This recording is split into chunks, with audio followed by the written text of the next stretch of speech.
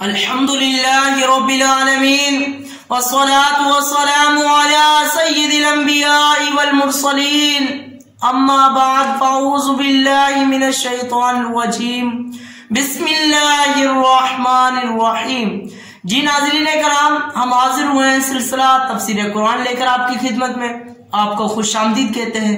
آج ہم سنیں گے سورہ بقرہ کی آیت نمبر 26 اور 27۔ آئیے سنتے ہیں کہ اللہ تبارک و تعالیٰ اس میں کیا ارشاد فرماتا ہے۔ بسم اللہ الرحمن الرحیم، اللہ کے نام سے شروع جو نہایت مہربان رحمت والا ہے۔ ان اللہ لا یستحیی ان یضرب مثلا ما بعودۃ فما فوقها فاما الذین آمنوا فیعلمون انه الحق من ربهم واما الذین کفروا فیقولون ماذا اراد اللہ بهذا مثلا يضل به كثيرا ويهدي به كثيرا وما يضل به إلا الفاسقين۔ ترجمہ، بے شک اللہ اس سے حیا نہیں فرماتا کہ مثال سمجھانے کے لیے کوئی ہی کیسی ہی چیز کا ذکر فرمائے، مچھر ہو یا اس سے بڑھ کر۔ بہرحال ایمان والے تو جانتے ہی ہے کہ ان کے رب کی طرف سے حق ہے، اور رہے کافر تو وہ کہتے ہیں کہ اس مثال سے اللہ کی مراد کیا ہے۔ فرمایا ان اللہ لا یستحیی، بے شک اللہ اس سے حیا نہیں فرماتا۔ اس کا کیا مطلب ہے، اس کی کیا تشریح ہے، کیا تفسیر ہے، آئیے سنتے ہیں۔ جب اللہ تعالیٰ نے سورہ بقرہ کے دوسرے رکوع میں منافقوں کی دو مثال بیان فرمائی تو منافقوں نے میرے ناظرین کرام یہ اعتراض کیا کہ اللہ تعالیٰ کی شان اس سے بلند تر ہے کہ ایسی مثالیں بیان فرمائے، اور بعض علماء نے کہا کہ جب اللہ تعالیٰ نے کفار کے معبودوں کی کمزوری کو مکڑی کے جالوں وغیرہ کی مثالوں سے بیان فرمایا تو کافروں نے اس پر بھی اعتراض کیا۔ اس کے رد میں یہ آیت نازل ہوئی۔ چونکہ مثالوں کا بیان حکمت کے مطابق اور مضمون کو دل نشین کرنے والا ہوتا ہے، اور ماہرین کا کلام یہ طریقہ ہے، اس لیے مثال بیان کرنے پر اعتراض غلط ہے۔ مثال پر اعتراض نہیں کیا جاتا۔ اللہ تعالیٰ چاہے جس طرح مچھر کے پر سے جو ہے وہ تشبیہ دی ہے تو مکڑی کے جالوں سے دی ہے، تو لوگوں نے اعتراض کرنا شروع کر دیا۔ فرمایا یضل بہ کثیرا، اللہ بہت سے لوگوں کو اس کے ذریعے گمراہ کرتا ہے۔ اس کا کیا مطلب ہے؟ کہ ان الفاظ سے کافروں کو جواب دیا گیا کہ مثالیں بیان کرنے سے اللہ کا کیا مقصود ہے۔ نیز مومنوں اور کافروں کے مقولے اس کی دلیل ہے کہ قرآنی مثالوں کے ذریعے بہت سے لوگ گمراہ ہوتے ہیں جن کی عقلوں پر جہالت کا غلبہ ہوتا ہے، جن کی عادت صرف ضد، مقابلہ بازی، انکار اور مخالفت ہوتی ہے، اور کلام کے بالکل معقول، مناسب اور موقع محل کے مطابق ہونے کے باوجود اس کا انکار کرتے ہیں۔ بالکل اللہ تبارک و تعالیٰ جو بھی بات کرتا ہے حق ہوتی ہے، عقل میں آنے والی ہوتی ہے، معقول ہوتی ہے۔ فرمایا کہ انکار بھی کرتے ہیں، اور انہی مثالوں کے ذریعے اللہ تعالیٰ بہت سے لوگوں کو ہدایت دیتا ہے جو غور اور تحقیق کے عادی ہوتے ہیں، غور و فکر کرتے ہیں، تدبر کرتے ہیں، تحقیق کے عادی ہوتے ہیں، اور انصاف کے خلاف بات نہیں کہتے، جو جانتے ہیں کہ حکمت یہی ہے کہ عظیم المرتبہ چیز کی مثال کسی قدر و قیمت والی چیز سے اور حقیر چیز کی مثال کسی ادنا شے سے دی جاتی ہے۔ نزول قرآن کا اصل مقصد تو ہدایت ہے، لیکن چونکہ میرے ناظرین کرام بہت سے لوگ اپنی کم فہمی کی وجہ سے، کم عقل کی وجہ سے قرآن کو سن کر گمراہ بھی ہوتے ہیں، لہٰذا اس اعتبار سے فرمایا کہ قرآن کے ذریعے بہت سے لوگ جو ہے وہ گمراہ ہوتے ہیں۔ اس کے بارے میں فرمایا کہ وَمَا يُضِلُّ بِهِ إِلَّا الْفَاسِقِينَ، اور وہ اس کے ذریعے صرف نافرمانوں ہی کو گمراہ کرتا ہے، یعنی جو اللہ تعالیٰ کے حکموں کو توڑتا ہے، اللہ تبارک و تعالیٰ کے حکم کی پیروی نہیں کرتا اور اللہ تعالیٰ کے حکموں کو توڑتا ہی چلا جاتا ہے۔ شریعت میں فاسق اس نافرمان کو کہتے ہیں جو کبیرہ گناہ کا مرتکب ہو، اور فسق کے 3 درجے ہیں۔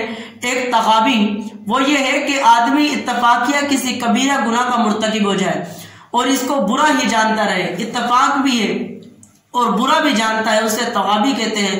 اور انہماک کہ کبیرہ گناہوں کا عادی ہو گیا اور اس سے بچنے کی پرواہ نہیں کرتا، اسے انہماک کہتے ہیں۔ اور تیسرا جحود، کہ حرام کو اچھا جان کر ارتکاب کرے، یعنی اس کو کام کو کرے، جانتا بھی ہے کہ حرام ہے اور حرام کو اچھا جان رہا ہے پھر بھی اس کا ارتکاب کر رہا ہے۔ فرمایا اس درجے والا ایمان سے محروم ہو جاتا ہے۔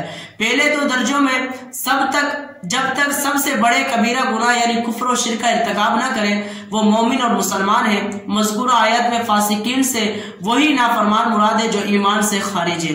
حرام چیز کو حرام ٹھہراؤ اور حلال کو حلال ٹھہراؤ، جس طرح اللہ تعالیٰ نے فرمایا اس طرح تم کرو۔ جس طرح اللہ تعالیٰ نے جس چیز کو حرام قرار دیا تم بھی اس کو حرام قرار دو، تم بھی اس کا اقرار کرو کہ یہ حرام ہے اور اس کا ارتکاب نہ کرو، اور جو حلال ہے اس کو حلال جانو۔ فرمایا کہ جس نے حرام کو حلال جانا، فرمایا کہ وہ دائرہ اسلام سے خارج ہو جائے گا۔ جی ناظرین کرام، فرمایا کہ یہی قرآن ہے جو لوگوں کو ہدایت دیتا ہے، یہی قرآن پاک ہے، یہی آیتیں ہیں جو لوگوں کو گمراہ کر دیتی ہیں۔ فرمایا کہ اس کا کیا مطلب ہے؟ فرمایا جو قرآن کو صحیح مقصد کے لیے پڑھتا ہے، جو قرآن کو اچھے مقصد کے لیے پڑھتا ہے، اس کا اچھا مفہوم نکالتا ہے، اچھے مقصد کے لیے کر رہا ہے، تو فرمایا یہ قرآن تمہیں ہدایت کی طرف لے جائے گا۔ اور جو قرآن کو غلط مقصد کی طرف لے جاتے ہیں، قرآن کی آیتیں پڑھتے ہیں بامحل جگہ پر، جو اس کا محل نہیں ہوتا ہے اس جگہ پر پڑھتے ہیں، فرمایا کہ یہ قرآن تمہیں گمراہ کر دے گا۔ جیسے کہ اوباش لڑکے جب ان کو نمازوں کی دعوت دی جائے، آئے بھائی نماز پڑھیں، تو وہ کہتے ہیں قرآن میں کہا ہے کہ نماز کے قریب نہ جاؤ۔ تو جب وہ آگے نہیں پڑھتے، جب اس آیت کو لے کر بیٹھ جاتے ہیں کہ اللہ تعالیٰ فرماتا ہے قرآن نماز کے قریب نہ جاؤ، تو انہوں نے اس آیت کا غلط مقصد لے لیا ہے۔ اللہ تعالیٰ نے جب فرمایا ہے تم نماز کے قریب نہ جاؤ جب تم نشے کی حالت میں ہو، آگے بھی تو پڑھو ذرا، آدھی آیتیں پڑھ کے لوگوں کو بیوقوف بناتے ہیں۔ تو کہا کہ قرآن کریم کو اچھے طریقے سے پڑھے۔ اب جن لوگوں نے اس کا غلط مقصد لے لیا ہے، فرمایا کہ وہ لوگ گمراہ ہو جائیں گے اور گمراہ ہو جاتے ہیں۔ فرمایا جو اس کو اصل مقصد کے لیے، اچھے مقصد کے لیے پڑھتا ہے، اللہ تعالیٰ اس کو ہدایت دیتا ہے۔ بالکل قرآن ہدایت والوں کے لیے نازل ہوا ہے اور متقین ہی اس سے فائدہ اٹھائیں گے۔ آئیے سنتے ہیں سورہ بقرہ کی آیت جس میں اللہ تعالیٰ کیا ارشاد فرماتا ہے۔ الذين ينقضون عهد الله من بعد ميثاقه ويقطعون ما أمر الله به أن يوصل ويفسدون في الأرض أولئك هم الخاسرون۔ ترجمہ، وہ لوگ جو اللہ کے وعدے کو پختہ ہونے کے بعد توڑ ڈالتے ہیں اور اس چیز کو کاٹتے ہیں جس کے جوڑنے کا اللہ نے حکم دیا ہے اور زمین میں فساد پھیلاتے ہیں، تو یہی لوگ نقصان اٹھانے والے ہیں۔ فرمایا وہ جو اللہ کے عہد کو توڑتے ہیں، اس سے وہ عہد مراد ہے جو اللہ تعالیٰ نے گزشتہ آسمانی کتابوں میں حضور سید عالم صلی اللہ تعالی علیہ وآلہ وسلم پر ایمان لانے کے متعلق فرمایا تھا۔ ایک قول یہ ہے کہ یہ عہد جو ہے وہ 3 طرح کے ہیں۔ پہلا عہد وہ جو اللہ تعالیٰ نے تمام اولاد آدم سے لیا اور اس کی ربوبیت کا اقرار کیا، اس کا بیان سورہ اعراف آیت نمبر 172 میں۔ دوسرا عہد انبیاء کرام کے ساتھ مخصوص ہے کہ رسالت کی تبلیغ فرمائیں اور دین قائم کریں، اس کا بیان سورہ احزاب آیت نمبر 7 میں۔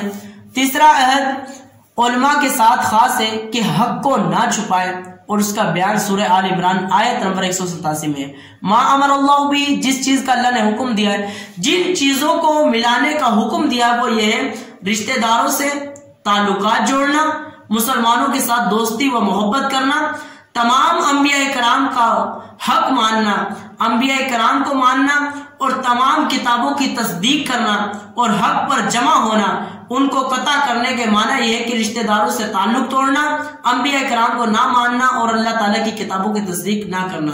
جی ناظرین کرام، اس کے حوالے سے ہم نے سنا، اللہ تبارک و تعالیٰ ان باتوں پر مجھے اور آپ اور ہم سب امت محمدیہ کو اس پر عمل کرنے کی توفیق عطا فرمائے۔ آمین بجاہ نبی صلی اللہ تعالیٰ علیہ وسلم۔